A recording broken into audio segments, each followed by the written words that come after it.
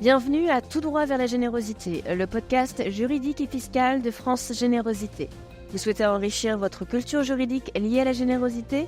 Vous êtes au bon endroit. Actualité, décryptage, partage de bonnes pratiques, on vous raconte tout. C'est parti. Avez-vous déjà bu du jus de fruits dans une bouteille avec un joli petit bonnet en laine ? Au moment de Noël, avez-vous acheté un sac à sapin handicap international ? Avez-vous pensé à emballer vos cadeaux avec du papier avec le logo UNICEF ? Avez-vous acheté un livre dont tous les bénéfices seront reversés à Reporters sans frontières ? Tous ces petits achats sont ce qu'on appelle des produits partage et c'est le thème de notre podcast du jour. Bonjour à tous, je suis Sarah Bertaille, directrice juridique chez France Générosité. Bonjour, je suis Anouk Marchalon, juriste chez France Générosité. Alors Anouk, peux-tu nous dire ce qu'est un produit partage ?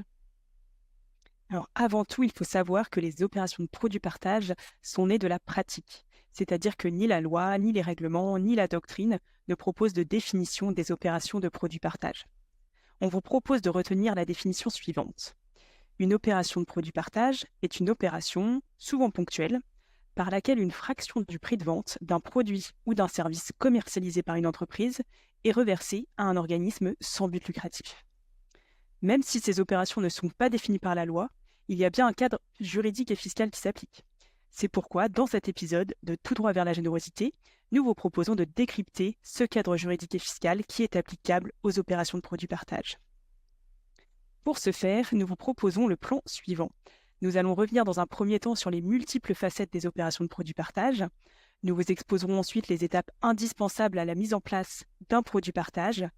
Nous verrons dans un troisième temps la fiscalité qui est applicable avant d'aborder la question de la contractualisation. Enfin, dans un dernier temps, nous aborderons la phase du bilan de l'opération et les avantages concrets d'un produit partage. Si l'on revient à la définition du produit partage, on comprend donc que l'entreprise décide de reverser une partie du prix de vente d'un produit ou d'un service qu'elle commercialise à un organisme d'intérêt général. Il peut s'agir d'un pourcentage du prix de vente, donc par exemple, pour une opération de produit partage portant sur un cahier, l'entreprise va reverser 10% du prix de vente à une association. Ou alors il peut aussi s'agir d'un prix fixe. Par exemple, une opération peut prévoir que pour chaque t-shirt acheté, 1 € est reversé à une fondation. Parfois, l'opération peut même impliquer plusieurs acteurs. Le fabricant du produit partage, mais aussi son ou ses distributeurs, s'engagent également à abonder la collecte ou à rogner sur leur marge. Il existe donc de multiples façons de mettre en place un produit partage. Chaque partenariat est différent. Si on se penche sur l'objet même du produit partage, il peut s'agir d'un bien mais aussi d'un service. On peut penser à des produits alimentaires, un service de location de voiture, des livres ou encore à des placements solidaires. Parfois, des biens sont même spécifiquement créés par l'entreprise pour l'opération de produit partage. Les temporalités peuvent également être très différentes. L'opération sera parfois très courte. On peut imaginer que la vente de cahiers qu'on a évoquée avant ne dure que pour la période de la rentrée scolaire. Et parfois, l'opération est liée à un événement bien spécifique, la journée nationale de lutte contre une maladie par exemple. Elle peut au contraire s'étirer davantage dans le temps. On note également que les choix de communication entourant l'opération peuvent être très divers. La communication peut être importante ou au contraire limitée. Enfin, selon les cas, le soutien financier issu de l'opération pèse sur l'entreprise partenaire, qui va donc rogner sur sa marge, ou sur le consommateur, et dans ce cas, le prix du produit est augmenté pour la durée de l'opération. Vous l'aurez compris, chaque opération est une combinaison unique de différents éléments. Produits, communication, durée, temporalité, modalité de calcul du soutien apporté et poids financier. En fonction de l'intention de l'entreprise versante et des modalités d'organisation de l'opération peut être qualifiée de deux façons différentes. Elle va relever soit du mécénat, soit du parrainage, aussi appelé sponsoring. L'opération relève du mécénat s'il y a une réelle intention libérale de l'entreprise mécène. Celle-ci a la volonté de s'appauvrir pour soutenir de manière désintéressée l'association ou la fondation. Au contraire, l'opération est qualifiée de commerciale et relève du parrainage si la volonté de l'entreprise est d'augmenter ses bénéfices et son chiffre d'affaires. L'entreprise entend ici retirer un bénéfice direct de l'opération. Lorsqu'une association ou une fondation souhaite mettre en place une opération de produit partage, plusieurs étapes sont nécessaires. La qualification de l'opération, la préparation et la mise en place de l'opération, la contractualisation et enfin la phase de bilan et de reporting. Sarah, peux-tu nous expliquer concrètement quels sont les éléments à prendre en compte pour qualifier l'opération de produit partage? Oui, la première étape donc est de qualifier l'opération. Alors avant toute chose, lorsqu'un projet de produit partage se dessine, il convient de définir le cadre juridique et fiscal dans lequel l'opération va s'inscrire, soit celui du parrainage ou alors celui du mécénat. Et comment connaître le cadre applicable? Comment qualifier l'opération? Eh bien, il est possible de raisonner selon la technique du faisceau d'indices pour qualifier l'intention de l'entreprise versante. A-t-elle la volonté de s'appauvrir au profit de l'association bénéficiaire ou au contraire souhaite-t-elle utiliser le produit partage pour augmenter son chiffre d'affaires et gagner en visibilité? Pour le déterminer, l'association ou la fondation soutenue peut s'appuyer sur divers indices. Par exemple, est-ce que l'entreprise s'engage à reverser un don minimum à l'organisation, indépendamment du nombre de ventes réalisées? Un autre indice peut être le caractère nouveau du produit. Est-ce que le produit est nouveau ou appartient-il au contraire à la gamme de produits et services habituellement vendus par l'entreprise? Si l'opération a pour objectif de pénétrer un nouveau marché, le produit partage s'apparentera généralement à une opération commerciale qui vise à promouvoir le lancement d'un nouveau produit. Autre indice, est-ce que le prix est augmenté du fait de l'organisation de cette opération? Pour que l'opération soit qualifiée de mécénat, il faut que le don pèse effectivement sur l'entreprise et non sur le consommateur. Et pour ce faire, le produit devrait être vendu à son prix habituel. On peut aussi s'appuyer sur la durée de l'opération. Combien de temps dure l'opération de produit partage? Une opération réalisée sous la forme de mécénat est toujours limitée dans le temps ou est liée à un événement spécifique. Au contraire, une opération de parrainage peut s'étirer davantage dans le temps. Enfin, notre indice, est-ce qu'il s'agit d'une grosse opération de communication pour l'entreprise? S'il s'agit simplement pour l'entreprise de signer l'opération en apposant son logo sur le produit partage avec une communication similaire à celle d'une opération de mécénat classique, cet indice penche pour une qualification en mécénat. Et du côté de l'OSBL, pour qu'il s'agisse de mécénat, la communication sera également uniquement institutionnelle et n'appellera jamais les consommateurs à la consommation. Il s'agira principalement de mettre en avant le soutien apporté par le mécène et non le produit ou le service lui-même. Voilà, tous ces indices sont donc à prendre en compte pour définir le contexte général entourant l'opération et l'intention de l'entreprise versante, intention libérale ou objectif de promotion commerciale. Nous vous exposerons juste après les conséquences de la qualification retenue au niveau fiscal. Mais avant cela, d'autres points d'attention sont à évoquer avant toute contractualisation. Passons maintenant à l'étape 2, préparation et mise en place du projet de produit partage. Une fois l'opération qualifiée, vient l'étape de la préparation et de la mise en place du projet. Lors de cette étape, l'entreprise et l'association discutent ensemble et se mettent d'accord sur un certain nombre de points. Tout d'abord, les parties s'accordent sur l'affectation du versement fait par l'entreprise. Souhaite-t-elle que la somme collectée dans le cadre du produit partage serve à financer un projet bien spécifique ou au contraire, que cette somme finance les activités d'intérêt général de l'association d'une manière globale? Il est important d'en discuter en amont, car lorsque l'entreprise affecte son soutien financier à un projet bien spécifique, il y a des impacts en termes de suivi et de reporting.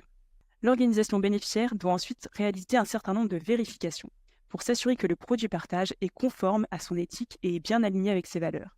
À titre d'exemple, pour un produit partage portant sur un cahier, une organisation de défense de l'environnement peut imposer aux papetiers d'utiliser de l'encre et du papier certifié afin de s'assurer du respect de certains standards minimums. De la même manière, dans le cadre d'Octobre Rose, qui est le mois de sensibilisation au cancer du sein, une association qui agit pour cette cause et prône une alimentation saine et équilibrée pour prévenir les risques de cancer va probablement refuser de réaliser un produit partage avec une entreprise agroalimentaire qui vend des produits très transformés. Pendant cette étape de préparation, les parties discutent également de leurs attentes en termes de communication, pour s'assurer qu'elles sont bien en phase sur les opérations de communication qui seront faites pendant, mais aussi après l'opération. Dans ce cadre, l'association s'assure également qu'une communication transparente sera faite à l'égard du consommateur, par exemple par le biais d'une mention d'information qui sera directement apposée sur le produit vendu.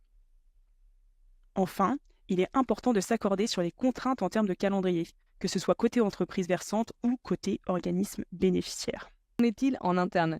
Quel service l'organisation doit-elle mobiliser lorsqu'elle envisage de mettre en place une opération de produit partage? En effet, une opération de produit partage est souvent très chronophage. Elle nécessite d'avoir en interne des ressources humaines nécessaires pour mener à bien le projet. C'est pourquoi il est important d'embarquer dès la phase de préparation tous les services concernés. On pense notamment au service juridique pour la contractualisation, au service communication pour la gestion des opérations de communication, ainsi que pour leur coordination avec les autres campagnes de l'organisation. On pense également au service comptable et financier pour la comptabilisation du versement reçu et pour la production d'éventuels reporting. Les étapes de qualification et de cadrage de l'opération de produit partage n'ayant maintenant plus aucun secret pour vous, penchons-nous maintenant sur les conséquences fiscales de la qualification en mécénat ou en parrainage. Sarah, peux-tu nous en dire plus sur ce point ? Oui, avant de passer à l'étape 3 de l'opération de produit partage, faisons un petit détour par la fiscalité. Comme on vous l'indiquait avant, le produit partage peut être une opération de mécénat ou de parrainage. Il n'y a pas de bonne ou de mauvaise solution pour mener à bien une telle opération. Ce qui compte, c'est que toutes les parties prenantes s'accordent sur le projet et que leurs intentions convergent.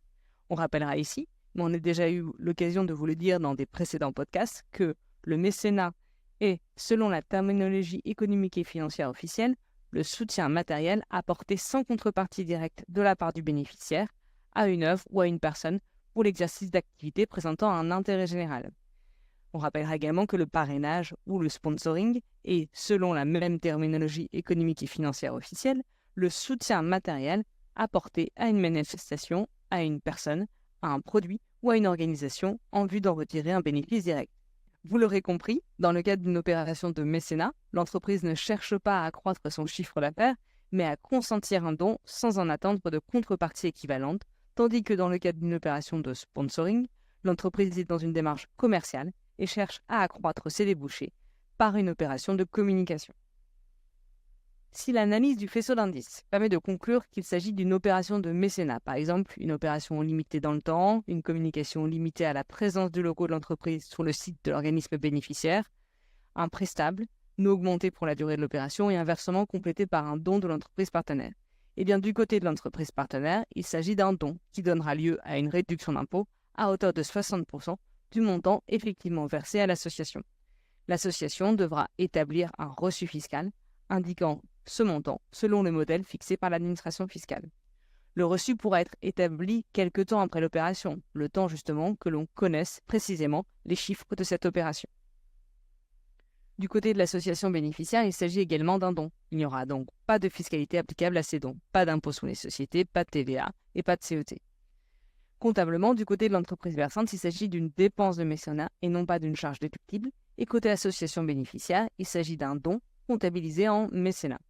On relèvera que l'administration fiscale est attentive à cette cohérence des écritures comptables du côté de l'entreprise et du côté de l'association bénéficiaire. A l'inverse, si l'analyse du faisceau d'indices permet de conclure qu'il s'agit d'une opération de sponsoring, par exemple parce qu'il s'agit d'une grosse opération de communication autour d'un produit qui est mis en place, et bien du côté de l'entreprise, il s'agira d'une charge déductible de son résultat. Du côté de l'organisme bénéficiaire, il s'agira d'une recette lucrative. Aucun reçu fiscal ne pourra être émis au profit de l'entreprise. S'agissant d'une recette lucrative, elle devrait être en principe fiscalisée, donc à l'impôt sur les sociétés, à la TVA, à la CET. Cependant, l'organisme peut bénéficier de la franchise des impôts commerciaux spécifiques aux organismes à but non lucratif. Cette recette peut également être exonérée dans la mesure où l'on peut considérer qu'il s'agit d'une opération exceptionnelle, une manifestation exceptionnelle selon l'administration fiscale, dans la limite de 6 par an. Attention à cette qualification, car si l'administration fiscale venait à considérer que l'opération n'est pas du mécénat mais du parrainage, les conséquences sont d'ordre financier. L'association risque de se faire redresser pour non-paiement de l'impôt dû, avec majoration, et elle risque également de payer une amende pour réémission d'un reçu fiscal irrégulier. Après ce petit détour par la fiscalité, revenons-en maintenant à la troisième étape de la mise en place d'un produit partage, la contractualisation. Comme pour tout partenariat, il est vivement conseillé de rédiger une convention de produit partage afin de cadrer l'ensemble de l'opération et de prévoir les obligations respectives des parties. Nous n'allons ici pas revenir sur les clauses dites classiques que l'on peut retrouver dans toutes les conventions de mécénat, c'est-à-dire les engagements du mécène et du bénéficiaire, les contreparties, la propriété intellectuelle ou encore les modalités de résiliation ou la responsabilité.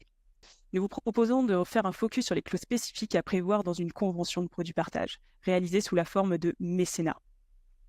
Tout d'abord, il est conseillé de bien rédiger le préambule, car celui-ci permet d'expliquer le contexte dans lequel s'inscrit l'opération. Il s'agit vraiment d'un élément clé qui va permettre de démontrer l'intention libérale de l'entreprise versante. Ensuite, Lorsqu'un don minimum est prévu, ce qui sera généralement le cas dans le cadre d'une opération de mécénat, il convient de rédiger une clause dédiée pour déterminer les modalités de calcul correspondantes. Selon le type de produit concerné, les parties doivent aussi anticiper dans la convention le sort des invendus et y consacrer une clause dédiée. Au regard de l'importance de la communication dans une opération de produit partage, une clause dédiée doit aussi préciser ce qui peut être fait et ce qui ne peut pas être fait par chacune des parties. Il est également recommandé d'indiquer que les parties valideront en amont le contenu des communications qui sont envisagées. Une clause spécifique doit ensuite être dédiée au reporting, côté organisme bénéficiaire et côté entreprise versante. Cet article prévoit les modalités suivant lesquelles l'entreprise versante rend compte à l'association des recettes qu'elle a réalisées pendant l'opération de produit partage. Côté organisation bénéficiaire, un reporting peut aussi être prévu pour justifier l'affectation des fonds à tel ou tel projet. Ces reportings, ce sont des outils importants pour garantir la transparence de l'opération. Enfin, s'agissant d'une opération de produit partage sous la forme de mécénat, l'article relatif à la durée de l'opération devra être soigneusement cadré dans la convention de mécénat. Vous l'aurez compris, lorsqu'un projet de produit partage se présente à un organisme d'intérêt général, il est important de bien préparer sa mise en place avec l'entreprise partenaire et d'encadrer de manière précise l'ensemble de l'opération dans une convention dédiée. Mais finalement, pourquoi choisir de mettre en place une opération de produit partage? Quels avantages peut-on en retirer? On en arrive à la dernière étape de l'opération de produit partage, le bilan. Et oui, à l'issue de l'opération, par définition limitée dans le temps, il est important de faire un bilan. D'une manière générale, le produit partage est une opportunité pour l'organisme bénéficiaire, pour l'entreprise versante et pour le consommateur. Pour l'organisme bénéficiaire, dans la mesure où cela lui permet de collecter des fonds et de donner de la visibilité à son projet d'intérêt général. Pour l'entreprise versante, dans la mesure où cela valorise son image, cela peut permettre d'attirer de nouveaux consommateurs et cela peut également être un moyen de valoriser sa marque employeur. Enfin, pour le consommateur, dans la mesure où cela lui permet de faire un choix de consommation responsable, dans la mesure où il est parfaitement informé de cette opération. À titre spécifique, côté organisme bénéficiaire, il faudra évidemment s'interroger sur la rentabilité de cette opération. En effet, mener à bien un tel projet nécessite du temps homme et parfois quelques investissements. Ces investissements sont-ils utiles au regard des recettes collectées? De son côté, l'entreprise s'interrogera également sur les bénéfices tirés de cette opération. Cela lui a-t-elle permis de valoriser son image? Cela a-t-il eu un impact sur son ancrage local? Cela a-t-il été bénéfique pour les collaborateurs? L'opération s'est-elle bien passée? Enfin, il conviendra de communiquer auprès des consommateurs sur cette opération en indiquant quels projets ont été soutenus. Le reporting de l'organisme sera très utile à cet effet. Et dans un souci de transparence, les donateurs de l'organisme bénéficiaire pourront également être informés des ressources tirées de cette opération. Pour conclure, le produit partage constitue une opportunité pour toutes les parties prenantes, organismes bénéficiaires, entreprises et consommateurs. Mais une telle opération ne s'improvise pas. Il faut bien choisir son partenaire, le produit en question, les équipes dédiées et mettre en musique cette opération dans le cadre d'un contrat. Et voilà, vous saurez tout sur le produit partage. Pour plus d'informations, c'est sur notre site internet et notamment notre fiche pratique rédigée avec nos partenaires du Centre français des fonds et fondations et de l'ADMICAL. À bientôt pour notre prochain podcast. À très bientôt. Merci d'avoir écouté ce podcast. Retrouvez sur notre site francegénérosité.org toute l'actualité juridique et fiscale du secteur de la générosité et sur l'espace membre, des fiches pratiques, des études et d'autres ressources complémentaires. À bientôt!